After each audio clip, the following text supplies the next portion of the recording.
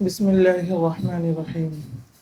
আজকে আমাদের আলোচনাটা অনেক গুরুত্বপূর্ণ।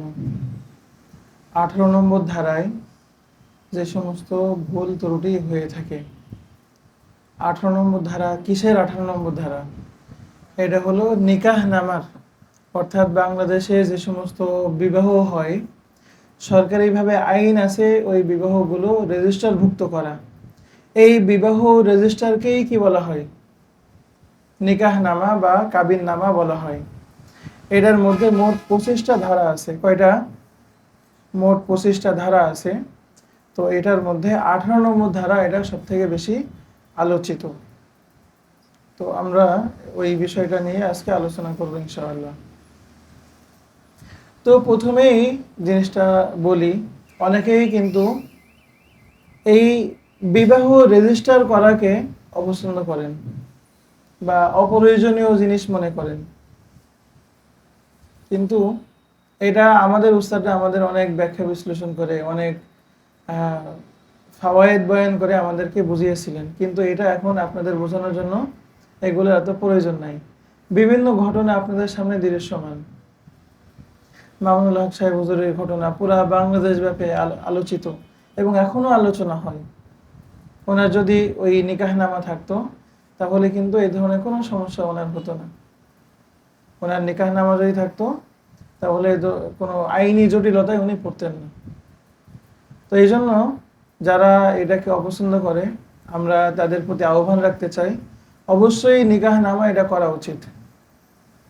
যদি আগে বিবাহ হয়ে থাকে, অনেক সময় মানুষ দেখা যাচ্ছে সরকার নির্ধারিত বয়সের আগে বিবাহ করে, তখন তো কাবিননামা তারা করতে চায় না, নানান ধরনের জটিলতা হওয়ার সম্ভাবনা বা আশঙ্কা থাকে।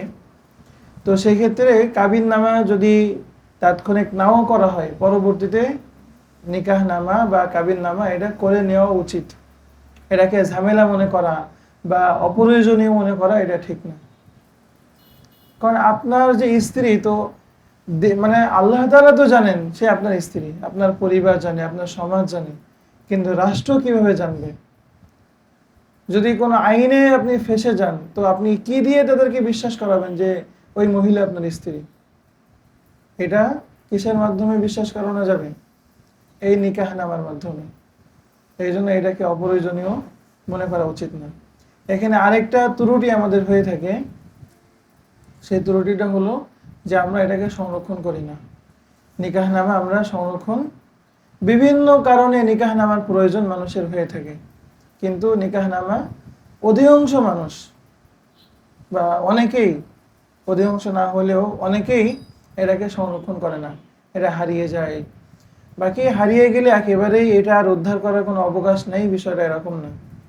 কারণ যেই কাজীর কাছ থেকে আপনি বিবাহ নিবন্ধন করেছিলেন, সেই কাজীর কাছে কিন্তু রেজিস্টার খাতায় এটা রেজিস্ট্রি করা অবস্থায় থাকে। এই জন্য তার কাছ থেকে ওইটা আবার নতুনভাবে ফর্ম ওঠানো যায়। কিন্তু জটিলতা হয় অনেক সময়, মূল ফর্মের মধ্যে একরকম থাকে, কিন্তু কাজী যখন পরে লিখে দিয়েছে সে সময় ভিন্নতা থাকে, নানান ধরনের জটিলতা থেকে এটা মুক্ত হয় না। এই জন্য আমরা এখানে আহ্বান রাখবো, বিবাহ রেজিস্টার করতে হবে, প্লাস এই রেজিস্টার করা এই নিকাহনামা বা কাবিননামা এটা সংরক্ষণ করতে হবে। এটা কি করতে হবে? সংরক্ষণ করতে হবে। আচ্ছা,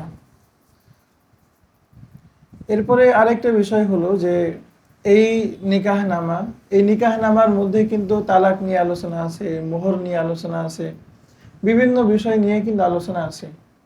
কিন্তু কিছু মানুষের মানসিকতা এমন যে তারা মনে করে যে না, আমরা তো বিবাহ করতে আসছি, এখন তালাক নিয়ে আলোচনা, এটা কেমন কথা? এটা খুব খুব খারাপভাবে নেয়।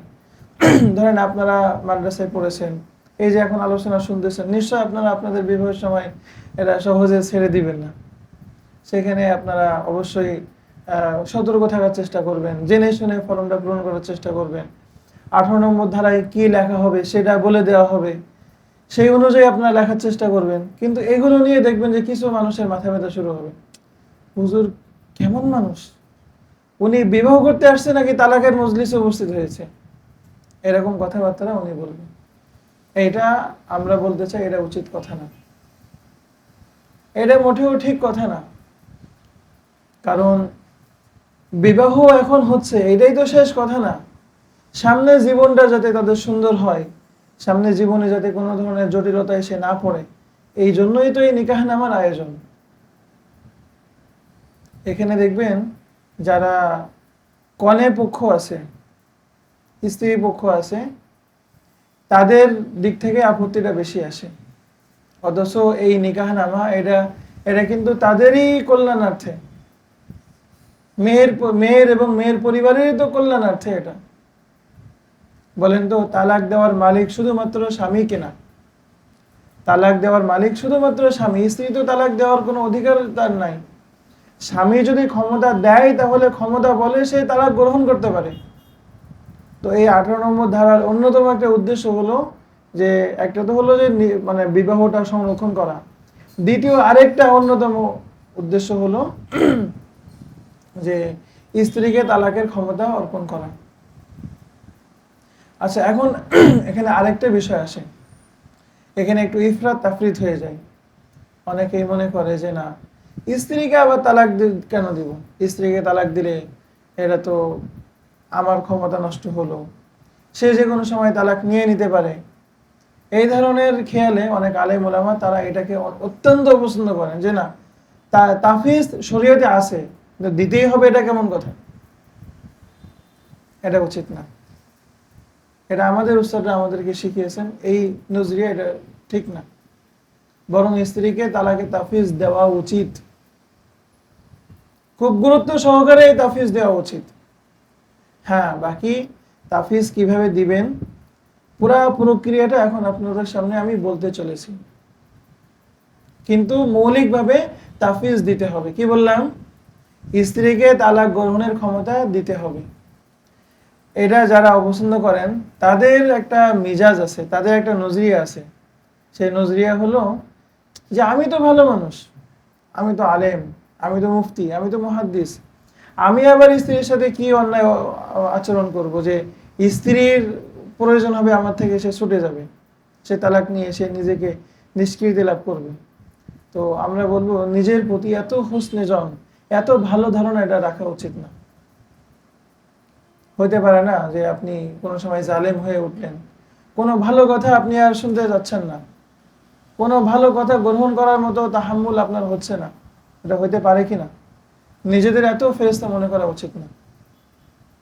এই জন্য স্ত্রীকে তালাক গ্রহণের ক্ষমতা দেওয়া উচিত, যাতে দাম্পত্য জীবন যদি এত অসহনীয় হয়ে পড়ে যে দুইজন থাকা কোনোভাবেই সম্ভব হচ্ছে না, এরকম যদি অবস্থা সৃষ্টি হয় এবং স্বামী যদি সহজে তালাক দিতে না চায়, সেই ক্ষেত্রে স্ত্রী যেন সহজে তালাক গ্রহণ করতে পারে।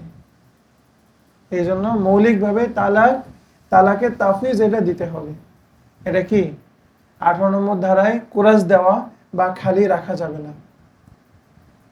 এবং এই ব্যাপারে বাড়াবাড়ি করা উচিত না, এই যে আমি কোনোভাবেই দিব না তো দিবই না, এরকম বাড়াবাড়ি করা কি উচিত নাকি উচিত না? এরকম বাড়াবাড়ি করবেন না। আপনাদের স্ত্রীদেরকে আপনারা তালাকের তাফিজ প্রদান করবেন, তবে কিভাবে করবেন? যেভাবে আমি এখন শিখিয়ে দিব এইভাবে করবেন। যদি কাজী বা বিভিন্ন পক্ষ তারা এটাকে ঝামেলা মনে করে, তাদের সাথে ঝগড়া বিবাদে লিপ্ত না হয়ে তাদেরকে আদবের সাথে বোঝাবেন। শুধু তাদেরকে না, সবাইকে বোঝাতে হবে। আমি যেমন ক্যামেরার সামনে এটা বসেছি, আপনাদেরকে আমি বোঝাচ্ছি, তো এটার কারণ কি? এটা আরো শত শত হাজার হাজার মানুষ দেখবে, দেখে এই ব্যাপারে একটা সচেতনতা তৈরি হবে। কি বলেন? হ্যাঁ।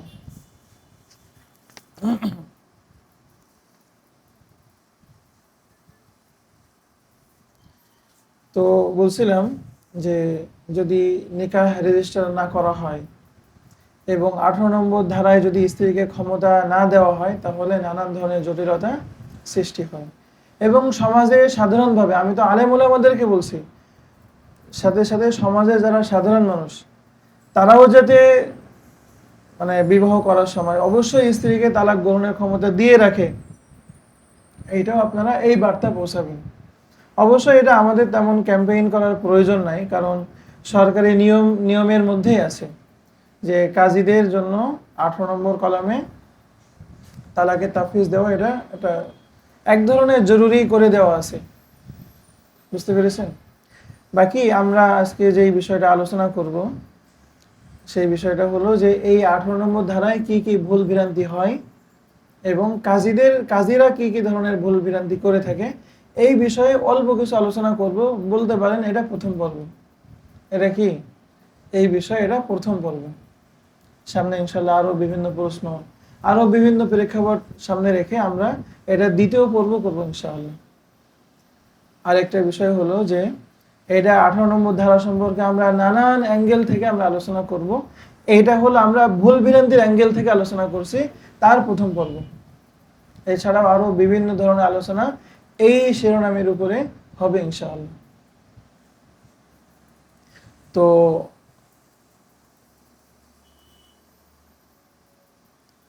আপনার এই 18 নম্বর ধারা যদি সঠিকভাবে পূরণ না করা হয় তাহলেও কিন্তু নানান ধরনের জটিলতা তৈরি হয়।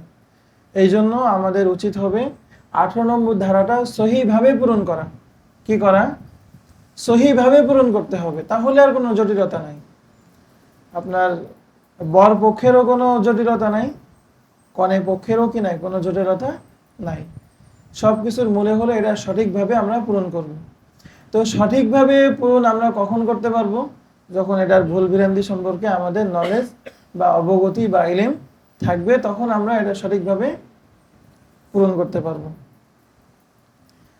তো প্রথম ভুল কি, যে অনেক কাজই ওই 18 নম্বর ধারায় লিখে দিয়ে রাখে। আচ্ছা, আমরা যদি 18 নম্বর ধারাটা একটু দেখাই বা প্রথমে একটু পড়ে শোনাই, যেহেতু আমরা বারবার এটা বলছি। তো আমাদের কাছে সেই নিকাহনামা আছে, এই যে আমরা যদি দেখাই 18 নম্বর কলামে লেখা আছে, স্বামী স্ত্রীকে তালাক প্রদানের ক্ষমতা অর্পণ করিয়েছে কিনা, করিয়া থাকিলে কি কি শর্তে। এই যে সেই কাঙ্ক্ষিত 18 নম্বর ধারা, এবং এখানে বেশ কয়েকটা বড় ঘর আছে, এখানে অনেক কিছু লেখার মতো জায়গা আছে, এখানে বেশ অনেক কিছু লেখার মতো জায়গাও আছে। তো এই 18 নম্বর ধারা আমরা আবারও পড়ি, স্বামী স্ত্রীকে তালাক প্রদানের ক্ষমতা অর্পণ করিয়েছে কিনা, করিয়া থাকিলে কি কি শর্তে। এটা হলো 18 নম্বর ধারা। তো এখানে যদি 3 তালাক লিখে দিয়ে রাখে, কাজী লিখে দিল যে 3 তালাক গ্রহণের ক্ষমতা অর্পণ করা হইয়াছে, তারা তো সাধু ভাষায় লেখে। তো এইভাবে যদি লেখে তাহলে কোনো কারণে স্ত্রী যদি তালাক গ্রহণ করে তাহলে কয় তালাক পতিত হবে? 3 তালাক পতিত হবে। এতে কিন্তু একটা সমস্যা তৈরি হয়। দেখা যাচ্ছে স্ত্রী সে তালাক গ্রহণ করছে সাময়িক, যে দেখা যাচ্ছে এখন সংসার করা সম্ভব হচ্ছে না, কিন্তু সে তালাক গ্রহণ করেছে সাথে সাথে পুরো 3টাই পড়ে গেছে, কিন্তু পরবর্তীতে তাদের ওই বিষয়টা মুসালাহাত হয়ে গেছে, তারা আবার একসাথে সংসার করতে যাচ্ছে, এখন আর সুযোগ নাই। এই জন্য এখানে 3 লিখে দেওয়া এটা ঠিক না। আবার এখানে তাহলে আমরা প্রথমে জানলাম এখানে 3 লিখে দেওয়া কি হবে না, ঠিক হবে না। আচ্ছা, এরপরে আরেকটা বিষয় হলো যে শুধুমাত্র মানে আবার অনেক সময় এমন হবে যে রোজাই তালাক লিখে দিয়েছে। কি তালাক?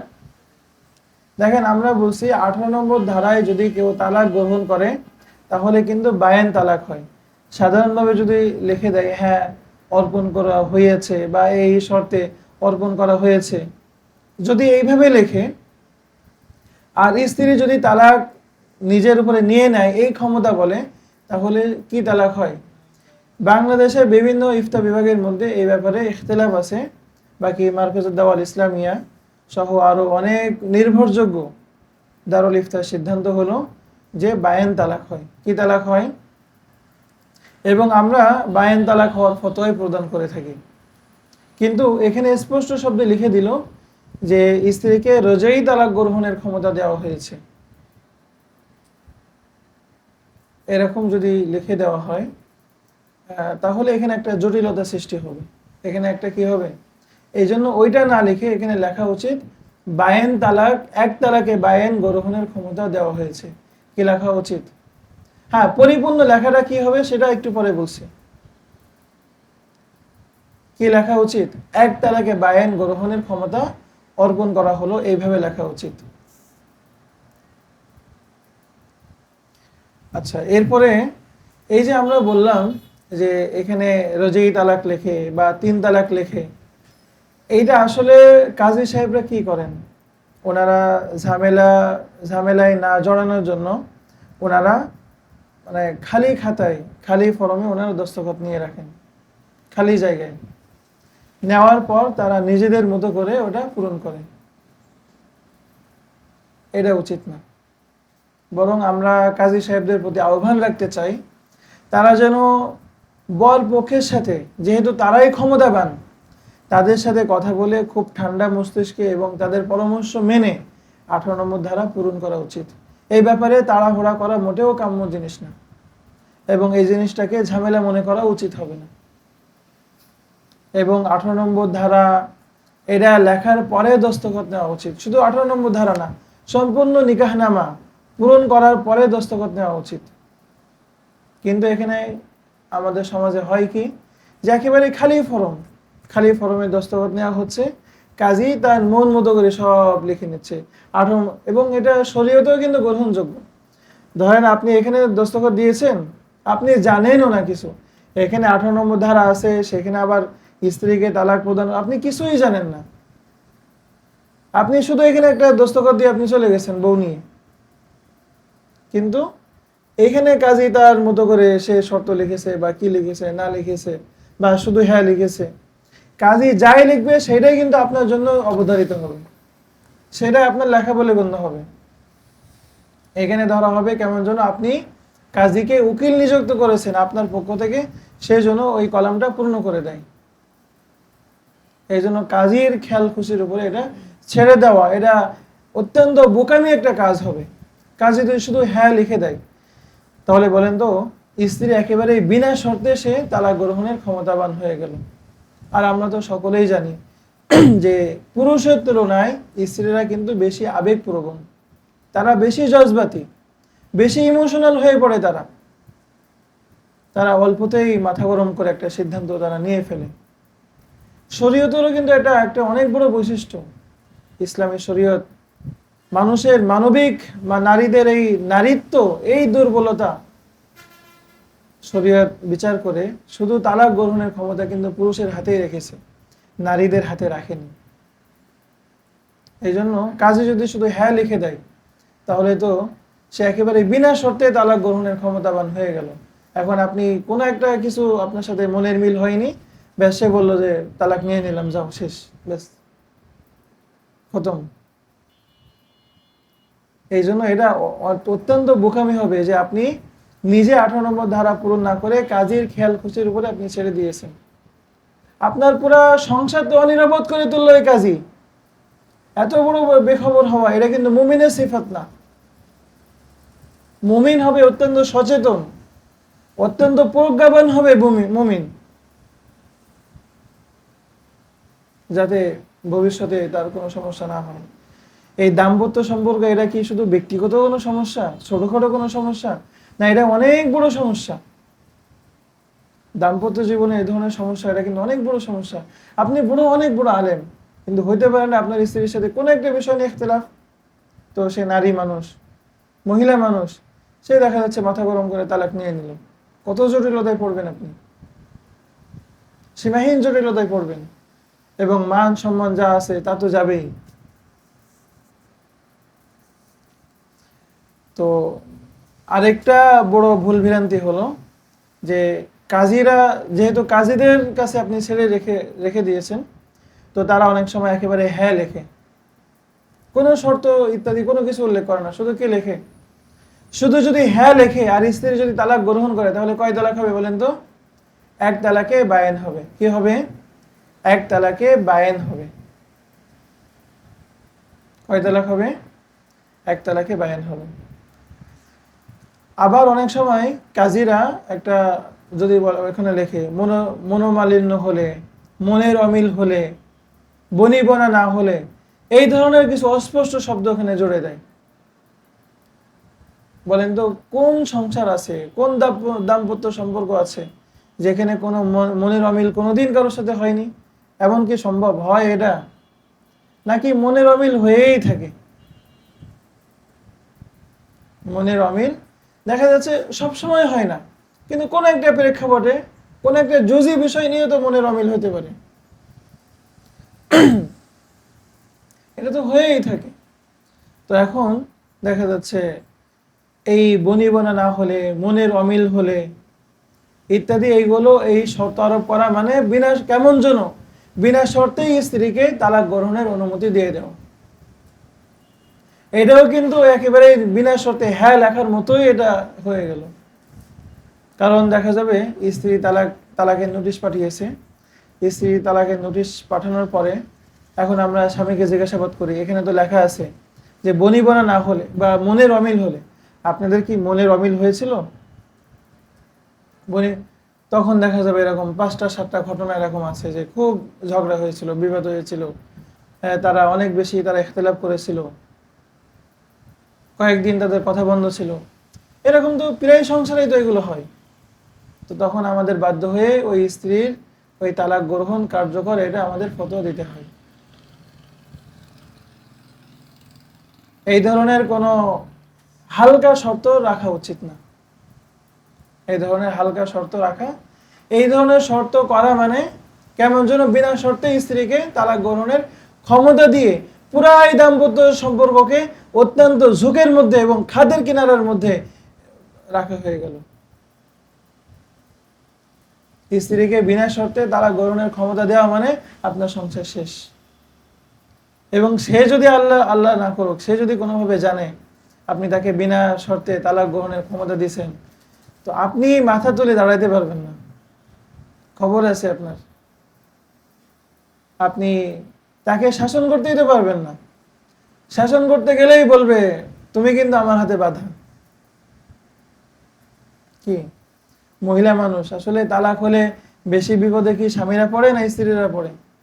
কিন্তু মহিলা মানুষ তো, তার তো ওইটা বোঝার ক্ষমতা নেই। ছোট মানুষ হয় সাধারণত। আপনার বয়স তো 25, কিন্তু আপনার স্ত্রীর বয়স হয়তো 15-16। তার তো এত বিচার বুদ্ধি আসেনি। সে তো মনে করে আমার বাবা, আমার বাপ এত যত্ন করে, আমার মা এত যত্ন করে, আমার ভাই এত আদর করে। কিন্তু এখানে তো আমার স্বামীর সাথে ঝগড়া হয়, শাশুড়ি আমাকে কাজ করতে বলে, বাবার বাড়িতে কোনোদিন আমি কাজ করিনি। বিশ্বাস করেন, আপনি যখন এই ছেড়ে দিয়ে আপনি বাবার বাড়িতে যাবেন, তো নিজের মাকে কিন্তু ওই শাশুড়ি থেকে ভালো কিছু পাবেন না। এটা আমরা নারীদেরকে এটা আমরা বলতে চাই। হাজার কষ্ট হলেও স্বামীর সংসারে থাকা উচিত। কারণ এই স্বামীর সংসার ত্যাগ করে যখন আপনি বাবার বাড়িতে যাবেন, নানান কথা বলবে। আপনার বাবা মা কিন্তু আগের বাবা মা আপনি পাবেন না। বরং নারীদের মূল শান্তি এবং তাদের সফলতা হলো যে কোনোভাবে আপনার যদি কিছু দুঃখ দুর্দশা ইত্যাদি থাকেও, ওইটা মেনে নিয়ে সবরের সাথে যদি ওই সংসার চালিয়ে নিতে পারে, আপনার এই ছোটখাটো সমস্যা এটা একদিন একদিন দূর হয়ে যায়। কিন্তু যারা ওই স্বামীর ঘর ছেড়ে বাবার বাড়িতে গিয়ে ওঠার এই দোষ যাদের মধ্যে আছে, ওই স্ত্রীদের কিন্তু আসলে কোনো ভবিষ্যৎ নেই। তাদের কিন্তু দুঃখ দুর্দশা সারা জীবন বহন করে বেড়াতে হয়। এরকম অনেক নারীকে আমি চিনি যারা এরকম একবার বিবাহ হয়েছে, সেখান থেকে বিভিন্ন ধরনের কথাবার্তা বলে তারা বাবার বাড়ি চলে আসছে। ধরেন আবার হয়তো বাবার আরেকটা বার বিয়ে দিবে, আর দ্বিতীয়বার মিস্টেক করলে আর কিন্তু হবে না। অনেকে তো দ্বিতীয় বিবাহটাই দেয় না, সারা জীবন বাবার বাড়ি থাকে এবং ওখানে কর্মচারী হয়ে থাকে, এটা কাজের মহিলা হয়ে থাকে। খুব করুণ অবস্থা। এই জন্য আমরা নারীদের কাছে আহ্বান রাখতে চাই যে স্বামীর ঘর ছেড়ে বাবার বাড়ি এটা মোটেও নিরাপদ না। বিবাহের আগ পর্যন্ত একরকম আছেন, ঠিক আছে, কিন্তু বিবাহ হয়ে গেলে ওই স্বামীর সংসার ছেড়ে আপনি মনে করেন না যে আপনি বাবার বাড়িতে গিয়ে অনেক আদর আপ্যায়ন আপনি পাবেন। তো কি বলছিলাম? তো এই ধরনের বিনা শর্তে বা হালকা শর্তে স্ত্রীর কাছে তালাক গ্রহণের ক্ষমতা দেওয়া মানে ওই দাম্পত্য সম্পর্ক শুরু করার আগেই শেষ করে দেওয়া। সাবধান। এই জন্য এই 18 নম্বর ধারা কাজীদের হাতে ছেড়ে দেওয়া যাবে না। অনেক সময় কাজীদের কাছে সিল বানানো থাকে, এবং কাজীরাও তো মাশাআল্লাহ খুব অত্যন্ত জ্ঞানী, মানে বিস্ময়বোধক চিহ্ন দিয়ে অত্যন্ত জ্ঞানী হন ওনারা, বিস্ময়বোধক চিহ্ন দিয়ে ওনারা অত্যন্ত জ্ঞানী হন, যার কারণে ওনারা একটু বেশি বুঝেন। আর বেশি বোঝার কারণে ওনারা সিল বানিয়ে রাখেন ওখানে, জাস্ট ওনাদের এত লেখার সময় নেই, সিল মেরে দেয়। কি করে? সিল মেরে দেয়। সিলের মধ্যে লেখা আছে বনিবনা না হলে, নির্যাতন করলে, দ্বিতীয় বিবাহ করলে, খরগোশ না দিলে, এগুলো। আচ্ছা বলেন তো, দ্বিতীয় বিবাহ করলে সে তালাক নিতে পারবে? বলেন তো, দ্বিতীয় বিবাহ করা এটা কি মানে শরীয়তসম্মত না? এই দ্বিতীয় দ্বিতীয় বিবাহ নিয়ে নিয়ে কিন্তু আমাদের দেশের মধ্যে একটা ইফরাত তাফরিত আছে। কিছু মানুষ মনে করে এটা দ্বিতীয় বিবাহ করতে হবে, না করলে হীনমন্যতায় ভোগে। আবার অনেক মানুষ মনে করে যে না, দ্বিতীয় বিবাহ এটা করা যায় না। এই উভয়টার সমস্যা। এখানে আমাদের একটু ছোট্ট কথা হলো, আমাদের দেখেন ইসলামে দ্বিতীয় বিবাহ করা নিঃসন্দেহে বৈধ। কোনো ব্যক্তি যদি বলে বৈধ না, তাহলে তার ঈমান থাকবে না। পুরা কোরআনের এই যে কোনো মুবাহ কাজ, সেটা যদি কোরআনের আয়াত দ্বারা যদি মুবাহ সাব্যস্ত হয়ে থাকে, সেটাকে অস্বীকার করা মানে কোরআনের আয়াত অস্বীকার করা না? এটা অবশ্য নিঃসন্দেহে মুবাহ, কিন্তু সব মুবাহ কি আমার করা দরকার? এটা তো ফরজ ওয়াজিব না, তো এইটা তো মুবাহ, এবং মুবাহ তাও সেটা শর্ত সাপেক্ষে। যদি শর্ত পাওয়া যায় তাহলেই মুবাহ। কিন্তু আমাদের দেশে আমরা আসলেই দুর্বল মানুষ, শারীরিকভাবে দুর্বল, আর্থিকভাবে দুর্বল, সামাজিকভাবে দুর্বল। সবাইকে নিয়ে আমরা মন জয় করে চলতে পারি না, সেই দিক থেকেও দুর্বল। আসলেই দুর্বল কিনা? আমাদের দেশের নারীরাও অনেক বেশি দুর্বল। নারীরা, আপনি যতই প্রতিশ্রুতি দেন যে না তোমাকে আমি রানীর মতো করে রাখবো, তারপরেও কিন্তু সে দ্বিতীয় বিবাহের অনুমতি সে সহজেই দিতে চাবে না। এটা আমাদের দেশের একটা মানুষের কালচার। এই জন্য আমি যেটা আপনাদের পরামর্শ দিব সেটা হলো, স্বাভাবিকভাবেই মানুষকে দ্বিতীয় বিবাহের দিকে ডাকা, এবং এইটাকে প্রসার করা যে না দ্বিতীয় বিবাহ করো, দ্বিতীয় বিবাহ করো, এটা ঠিক না। বরং অধিকাংশ জায়গায় দেখা গেছে যে আলেম ওলামা হোক বা গায়রে আলেম ওলামা হোক, কিছু ইস্তেসনা থাকতে পারে, এই যে দুই বউ যে সংসারে, সেই সংসারে কোনো সুখ শান্তি নাই। এটা আমাদের দেশের বাস্তবতা। এই জন্য আমি বলবো এই বাস্তবতা মেনে নিয়ে বিরত থাকা উচিত। ঈমান রাখতে হবে যে আল্লাহ তাআলা বৈধতা দিয়েছেন, আমি চাইলেই করতে পারি, কিন্তু বিরত থাকেন। সব বৈধ কাজ তো আপনার করার দরকার নাই। যে বৈধ কাজ করলে আপনার পেরেশানি বাড়বে, আপনার বিভিন্ন ঝামেলা বাড়বে, দিনদারিত্ব নষ্ট, মানে অনেক ক্ষেত্রে আপনার হুমকির মধ্যে পড়বে, আপনার ইলমি কাজ, মাদ্রাসা খেদমত, নানান কিছু বাধাগ্রস্ত হবে, ওই বৈধ কাজ আপনার করার দরকার কি? একটা স্ত্রী নিয়ে আপনি একটু সবরের সাথে থাকেন। বাকি কেউ যদি বিবাহ করে, তাকে নিন্দা করা, তাকে নিয়ে ট্রোল করা, এইগুলোও কিন্তু আমার ভালো কাজ না। এবং সামাজিকভাবে তাকে হেয় প্রতিপন্ন করা, এটাও উচিত না। বাকি আমি বলছি এটা না করা উচিত। তারপরেও যদি কোনো ব্যক্তি এরকম সব দিক থেকে শক্তি সামর্থ্য থাকে, এবং তার স্ত্রীর বিষয়টা আসলে উপলব্ধি করে, এবং সে নিজের প্রতি আস্থাশীল যে দ্বিতীয় বিবাহ করলে কোনো দিকে কোনো সমস্যা হবে না, তো সে যদি বিবাহ করেন অসুবিধা নেই। কিন্তু আমভাবে এই ঘোষণা বা এইটাকে আলাদাভাবে প্রচার করা উচিত না যে দ্বিতীয় বিবাহ করো। তো যাই হোক, বলছিলাম যে বিনা শর্তে বা হালকা শর্তে স্ত্রীকে তালাক গ্রহণের ক্ষমতা দেওয়া এটা উচিত না। এটা দিয়ে দেওয়া মানে দাম্পত্য সম্পর্ককে হুমকির মধ্যে ফেলা।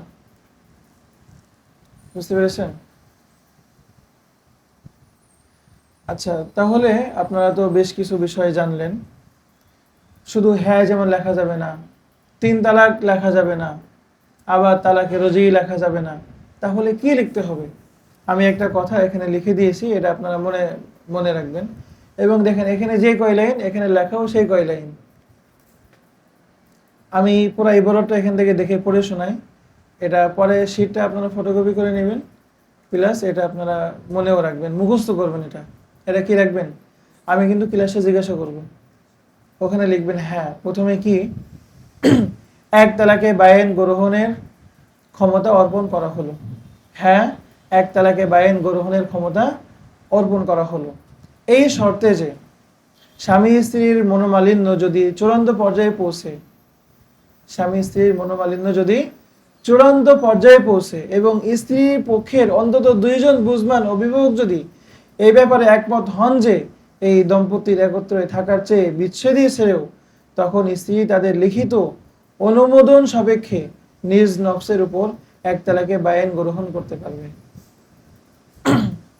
দেখেন, এখানে কিন্তু স্ত্রীর পক্ষের অভিভাবকের কথা বলা হয়েছে, এখানে কিন্তু স্বামী পক্ষের অভিভাবক বলা হয়নি, এবং বলা হয়েছে বুঝমান অভিভাবক। তাহলে এখানে কতগুলো শর্ত সাপেক্ষে কিন্তু দেওয়া হয়েছে। একটা হলো মনোমালিন্য চূড়ান্ত পর্যায়ে পৌঁছাতে হবে, টুকটাক হলে হবে না, এমন পর্যায়ে যে তারা আর একসাথে থাকতে পারছে না, তাদের একত্রিত থাকার চেয়ে বিচ্ছেদই ছেড়েও, এটা এক নম্বর শর্ত। দ্বিতীয় শর্ত হলো এই বিষয়টা বিবেচনা করবে স্ত্রী পক্ষের 2 জন বুঝমান মানুষ। যদি এমন 2 জন অভিভাবক তারা করে, তারা বুঝমান না, তাহলেও কিন্তু হবে না। বুঝমান অভিভাবক, এমনকি লিখিত অনুমোদন করতে হবে। মৌখিকভাবে যদি অনুমোদন করে কাজ হবে না। দেখেন, এই লিখিত অনুমোদন কেন? মানুষ অনেক সময় মুখে একটা জিনিস বলে ফেলে যে হ্যাঁ ঠিক আছে তুমি তালাক দিয়ে দাও, কিন্তু যখন আপনি লিখে দেন তো আচ্ছা তাহলে আর একটু ভেবে নি বলে কিনা।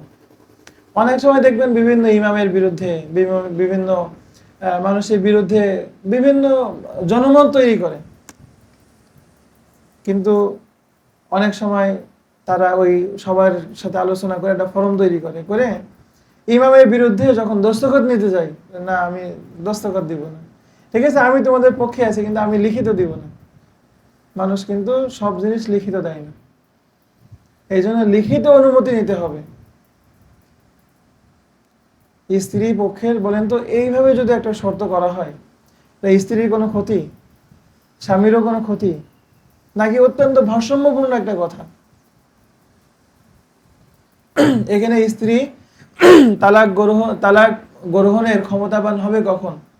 যখন মনোমালিন্য এমন পর্যায়ে পৌঁছাবে যে তাদের এটা বুঝমান মানুষ বুঝবে যে তাদের এই দম্পতির একত্রিত থাকার চেয়ে এখন বিচ্ছেদ এখন উত্তম হয়ে পড়েছে, একটা শর্ত। আর দ্বিতীয় শর্ত হলো স্ত্রী পক্ষের, শুধু স্ত্রী নিজে বুঝলে হবে না, স্ত্রী পক্ষে 2 জন, একজন না কয়জন, 2 জন অভিভাবক আগে নিজে বুঝবে যে না আসলে তাদের বিচ্ছেদ ছেড়েও, এবং তারা লিখিত অনুমোদন দিবে ওই স্ত্রীকে যে তুমি তালাক গ্রহণ করতে পারো। বলেন তো, যদি এইরকম করা হয় তাহলে কি এই দাম্পত্য সম্পর্ক হুমকির মধ্যে পড়লো নাকি নিরাপদ থাকলো? নিরাপদ থাকলো। কারণ আপনি সেই পরিবেশ তৈরি করবেন না চূড়ান্ত পর্যায়ে অশান্তিতে যাতে না পৌঁছায়। কিন্তু আপনাদের ধরেন অশান্তি তেমন হয়নি, কিন্তু স্ত্রী পক্ষের অভিভাবকরা ষড়যন্ত্র করে যদি তাকে লিখিত অনুমতি দেয়, তাহলে বলেন তো এই অনুমতি ধর্তব্য হবে? কারণ প্রথম শর্তই তো পাওয়া যায়নি। এখানে প্রথম শর্তই তো ছিল যে দাম্পত্য সম্পর্ক একেবারেই যদি মনোমালিন্য চূড়ান্ত পর্যায়ে পৌঁছে, ওটা তো পৌঁছায়নি। তো আপনাদের তো এমন অবস্থা হয়নি যে এখন আপনাদের একসাথে থাকার থেকে বিচ্ছেদ ছেড়েও আপনি তো ষড়যন্ত্রের শিকার। এই জন্য তারা 1000 বার তালাক দিলেও কোনো তালাক হবে না। স্ত্রী যদি 1000 বার তালাক দেয় তবুও কি হবে না, কোনো তালাক পতিত হবে না। ঠিক আছে, দেখেন অনেক সময় আবার না লিখে দেয়, 18 নম্বর কলামে অনেক সময় না লিখে দেয়, এটাও কিন্তু উচিত না। যদি না লেখা হয় তাহলে কিন্তু কে জুলুমের শিকার হবে? এই মহিলা জুলুমের শিকার হবে। অনেক সময় স্বামীরা করে থাকে, সে সীমাহীন নির্যাতনও করছে, তালাক চাইলেও তালাক দেয় না, খোলা তালাকেও সম্মত হয় না, সে আবার ভালোভাবে স্ত্রী হিসেবে রাখেও না। বলেন তো ওই মহিলা না পারতেছে থাকতে, না পারতেছে অন্য কোনো জায়গায় বিবাহ করতে, এই মহিলার কিন্তু আসলে দুঃখ দুর্দশা অনেক। এখন বলেন তো সমাজে এরকম অনেক মানুষ আছে কিনা যাদের কোনো কাবিননামা নাই? কাবিননামা না থাকলে মৌখিকভাবে তো আর কেউ এই ধরনের তাফিজ দিয়ে থাকে না। কাবিননামা নাই মানে স্ত্রীর তালাক গ্রহণের কোনো ক্ষমতাও নাই, এবং আসলে অনেক নির্যাতন করছে। ওই মহিলা ওই স্বামী থেকে বেরিয়ে আসতে যাচ্ছে, তো তার ক্ষেত্রে করণীয় কি? এটা অন্য কোনো একটা মজলিসে বলবো ইনশাআল্লাহ। এটা খুবই গুরুত্বপূর্ণ একটা মশলা।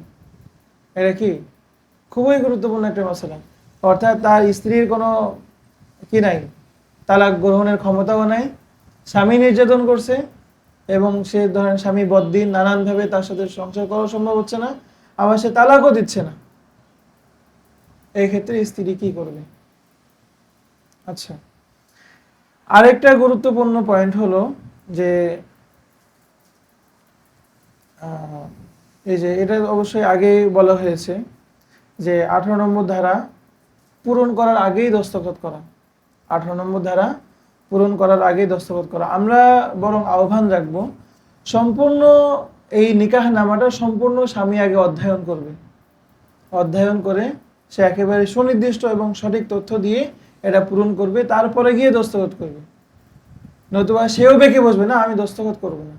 একটা দস্তখত তুমি নিবা, একটা দস্তখত এত সহজ জিনিস না। এটার পরে আমার পুরা জীবন, পুরা এই দাম্পত্য সম্পর্কের ভবিষ্যৎ নির্ভর করছে। আমি এত সস্তায় দিয়ে মানে একটা দস্তখত দিব কিভাবে? আমি তুমি আমার কাছ থেকে 10,000 টাকা নিয়ে যাও, এটা আমার জন্য সহজ, কিন্তু এই দস্তখতটা ওইভাবে নিয়ে যাবো না, এটা এত সহজ না। এটা কি না? এত সহজ না। আমি পড়বো, বুঝবো, তারপরে আমি দস্তখত করবো এবং আমি দেখবো সবগুলো আমার মনের মতো কথা লেখা হয়েছে কিনা। না লেখা হলে আমি দস্তখত দিব না। দস্তখত যতক্ষণ না আপনি না দিচ্ছেন, কোনো কিছু আপনার দিকে ইজাফাতই হবে না। কাজে যদি 1000 বার তালাক তালাক তালাক তালাক লেগে কোনো তালাক হবে না, যতক্ষণ আপনি কি দিচ্ছেন? দস্তখত দিচ্ছেন। বলবেন একটা দস্তখত এটা এত সহজ জিনিস না, এটা অনেক কঠিন জিনিস। আমি পুরা পড়বো, সবকিছু আমার মনের মতো হবে, তারপরে আমি দস্তখত, নতুবা দিব না, নতুবা আমি দস্তখত দিব না। এখানে তাড়াহুড়া করা কাম্য না। এটা আমার শুধু একটা ফরম না, এটা আমার দাম্পত্য সম্পর্কের একটা ভবিষ্যৎ। এটা আমার দাম্পত্য জীবনের ভবিষ্যৎ। এটা আমি এত সস্তায় দস্তখত দিতে পারি না, আমি তো এত বোকা লোক না। বাকি আপনি ঝগড়া করবেন না, আদবের সাথে বলবেন। কি ঝগড়া করবেন না, বরং কি করবেন? আদবের সাথে বলবেন। বাকি মজবুত থাকবেন। কি থাকবেন? মানুষ কিন্তু ওই মজলিসে আসলে অনেক দুর্বল থাকে, কিন্তু এটা প্রয়োজনে কনে পক্ষের সাথে আগে থেকে আলাপ আলোচনা করে নেবেন যে কাজীরা কিন্তু এরকম তাড়াহুড়া করলে ওই সময় কিন্তু আমরা এরকম কথা বলবো, এই বিষয়টা আপনাদের আবার মাইন্ড করা যাবে না। ঠিক আছে? হ্যাঁ।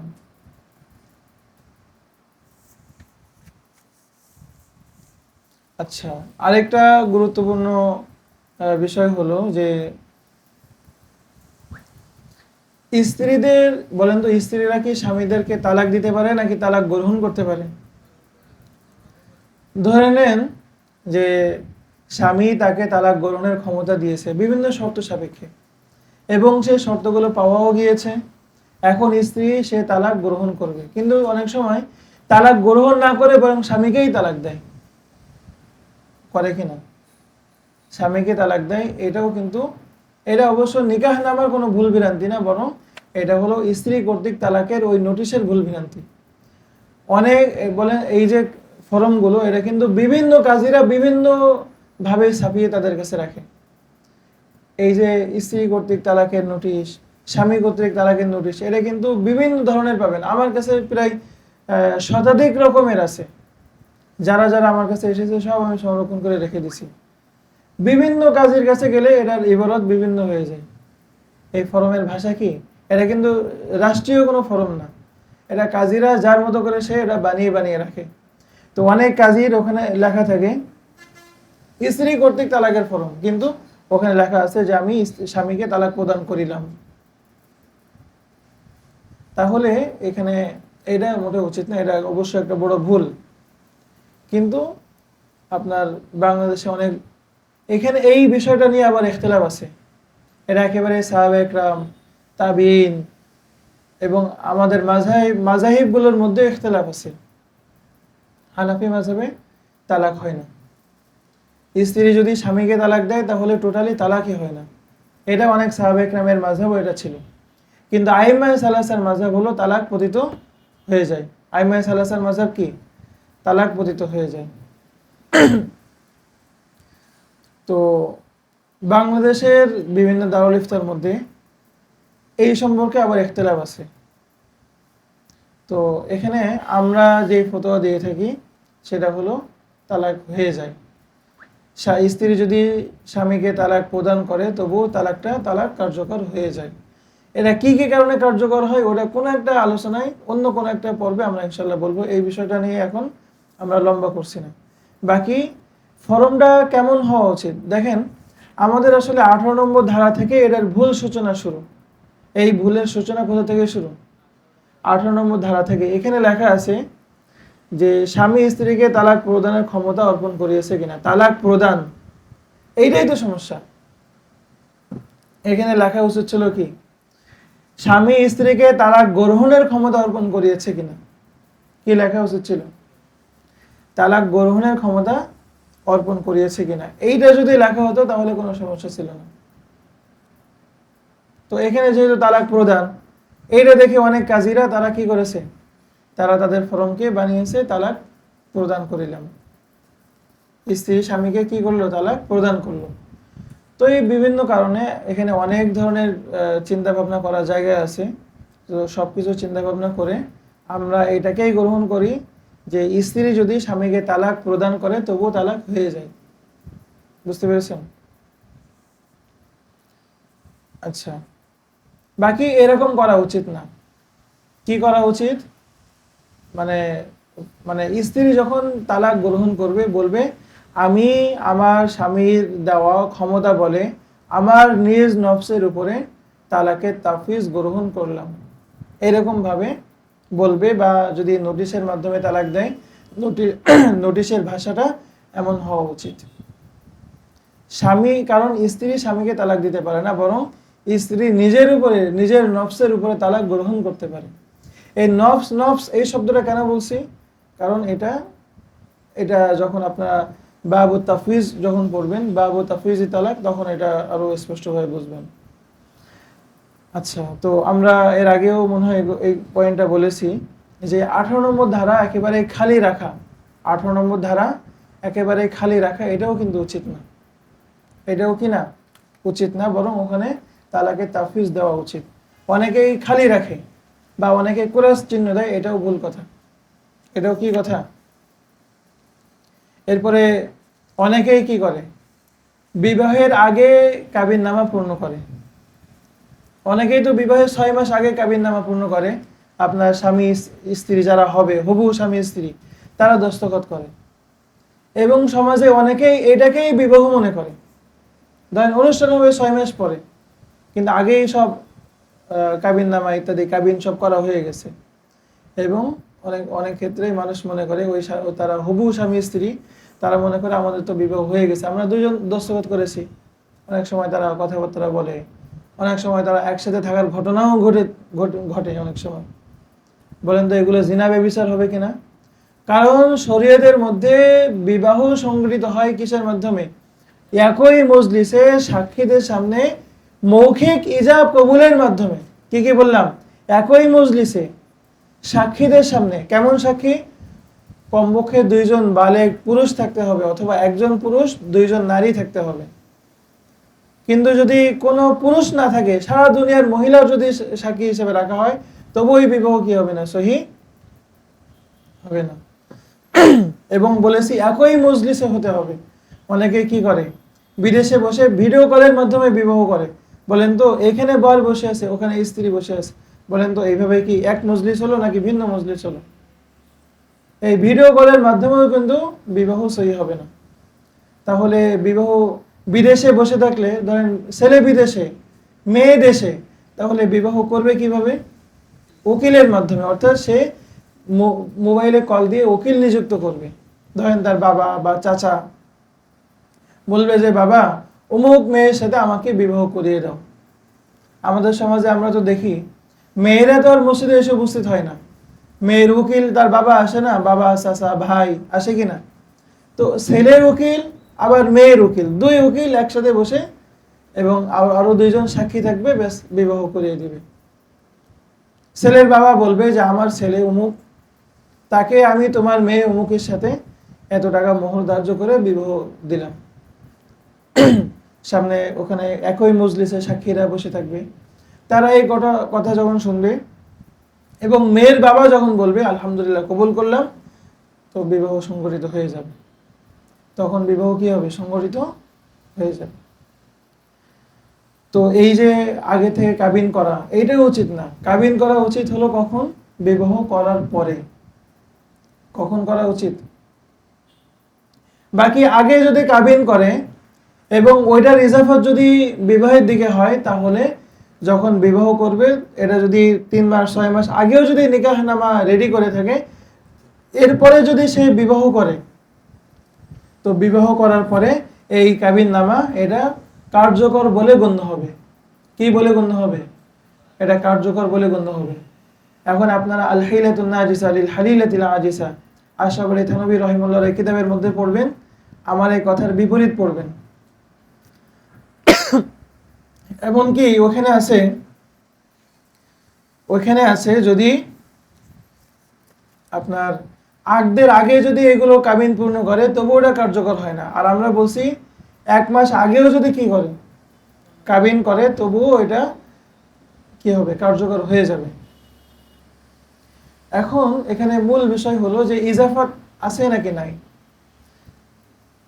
ওই আল হাইলাতুন নাজিজার মধ্যেও আছে, যদি ইজাফাত করে যে আমি যখন তোমাকে বিবাহ করব তখন তোমাকে এই তাফিজ প্রদান করলাম, এটা কিন্তু অবশ্যই কথা। কিন্তু আমাদের 18 নম্বর ধারায় এই ধরনের কোনো ইজাফাত কি করা হয়?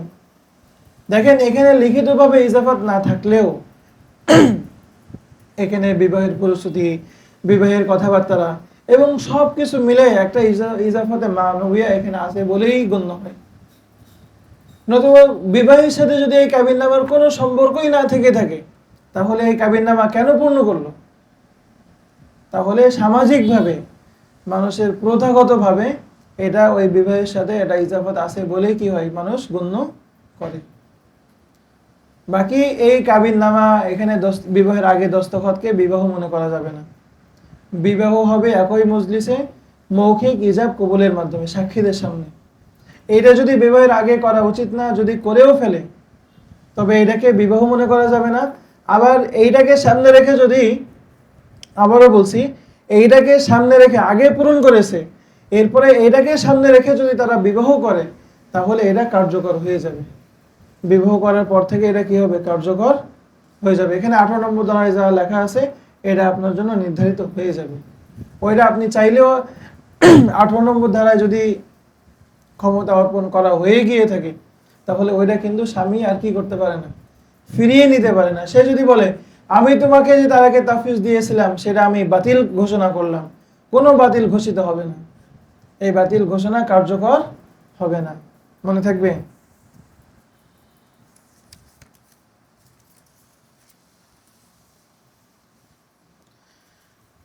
আল্লাহ। অনেকেই মনে করে যে স্বামী যদি স্ত্রীকে 1 তালাকের ক্ষমতা দেয়, তাহলে স্বামীর মনে হয় 1 তালাক দেওয়ার ক্ষমতা কমে যায়। বিষয়টা এরকম না। স্বামী যদি স্ত্রীকে তালাক গ্রহণের ক্ষমতা দেয়, তবুও এখানে দেখেন একটা ধারা আছেও, স্বামীর তালাক প্রদানের অধিকার কোনো প্রকার খর্ব হইয়াছে কিনা। অর্থাৎ 18 নম্বর ধারায় যেহেতু সে কি স্ত্রীকে তালাক গ্রহণের ক্ষমতা দিয়েছে, এই কারণে স্বামীর তালাক প্রদানের ক্ষমতা খর্ব হইয়াছে কিনা। খর্ব হয় না। খর্ব কি হয় না, ঠিক আছে। খর্ব হবে কখন? যখন সে বাস্তবে 1 তালাক দিবে, তখন 1 তালাকের অধিকার খর্ব হবে, আর 2 তালাকের অধিকার তার থাকবে। যখন সে 2 তালাক দিবে, তখন 2 তালাকের অধিকার খর্ব হবে, আর 1 তালাক দেওয়ার অধিকার থাকবে। যখন 3 তালাক দিয়ে দিবে, তখন তার তালাক প্রদানের ক্ষমতা যেমন খর্ব সম্পূর্ণরূপে হয়ে যাবে, সাথে সাথে তাদের এই দাম্পত্য জীবন চিরতরের জন্য শেষ হয়ে যাবে। বুঝতে পেরেছেন? তাদের এই দাম্পত্য সম্পর্ক চিরতরের জন্য কি হবে? শেষ হয়ে যাবে। এই চ্যাপ্টার সম্পূর্ণ ক্লোজ হয়ে যাবে। তো আবার অনেকেই মনে করে যে 18 নম্বর ধারার এই যে তালাক প্রদানের ক্ষমতা, এইটাও যদি সাক্ষীদের সামনে যদি আমি না দিই, তাহলে এটা স্ত্রী তালাক গ্রহণের ক্ষমতা পেয়েছে বলে গণ্য হয় না। এটাও ভুল কথা। তো যাই হোক, আমরা অনেক রাত হয়ে গেছে, আমরা প্রথম পর্ব এখানে শেষ করছি। তো আলহামদুলিল্লাহ আমরা আল্লাহ তাআলা যদি আমাদের তৌফিক দান করেন, আমরা আরও অনেক প্রশ্নকে সামনে রেখে আমরা এটা দ্বিতীয় পর্ব করার ইচ্ছা ব্যক্ত করে আজকের মতো আমরা শেষ করছি। বাকি এই যা কিছু শুনেছেন এই বিষয়ে কি কোনো প্রশ্ন আছে? জি।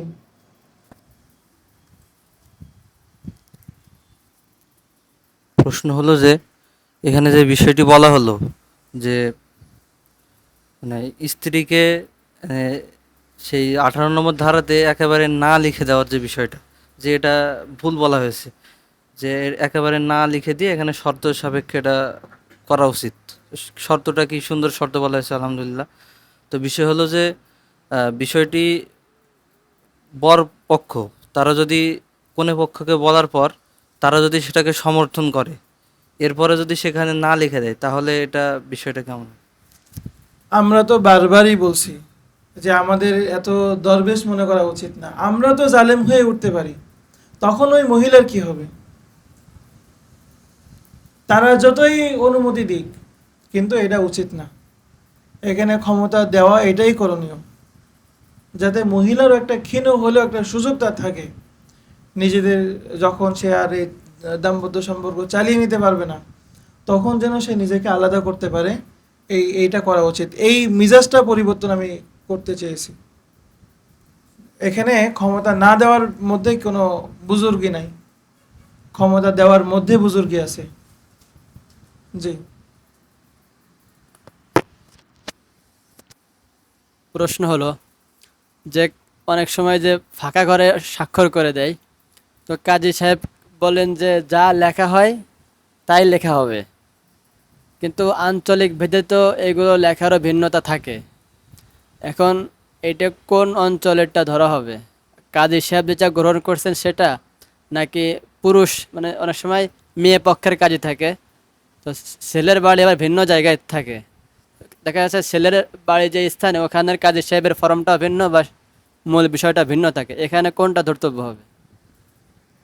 দেখেন, আমাদের এই যে নিকাহনামা, এই নিকাহনামা সব জায়গায় একই রকম থাকে। বাকি আমরা বলেছি তালাক গ্রহণের যে নোটিশ, সেই নোটিশের ভাষাটা বিভিন্ন রকম হয়ে থাকে। আমাদের এই যে নিকাহনামা যেটা আমরা এখানে দেখাচ্ছি, এটা হলো 1900, এখানে লেখা আছে